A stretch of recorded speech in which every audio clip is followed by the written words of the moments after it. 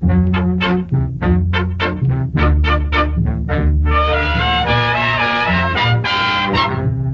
នថាប្រគល់ដួងចិនតើពិនមែនឬនួនឡងសំដីដែលថាអាត្មាចំពួងព្រមប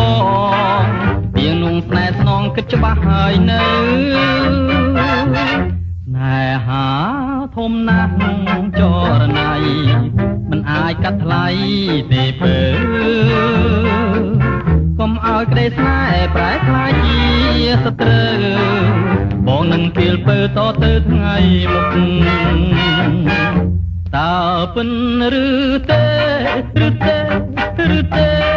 ពីងថាស្នេហ៍សាសនាសាសនាក្រែងថ្ងៃក្រោយប្រឡាំងតិចតែនាំឲ្យតែខកចិត្តព្រួងសេចក្តីស្នេហាបើស្មោស៊ូមស្មោអងវែងចូលគុំខ្លាចក្រែងចិនដាបើមានតួចិនអាណិតដែរវាចាត្រៀមនឹងរចនាតាមចិនដាស្រី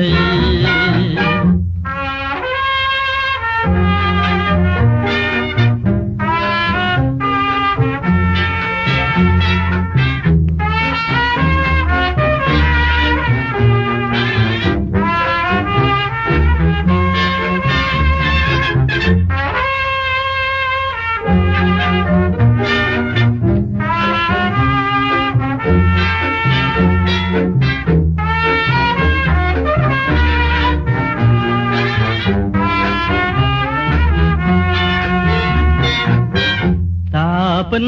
ឬទេឬទេឬទេពីងថាស្នេហ៍សាសនាសាសនាក្រែងថ្ងៃក្រោយប្រឡាំងតិចតែនាំឲ្យតែខកចិនព្រួងសេចក្តីស្នេហាបើស្មោ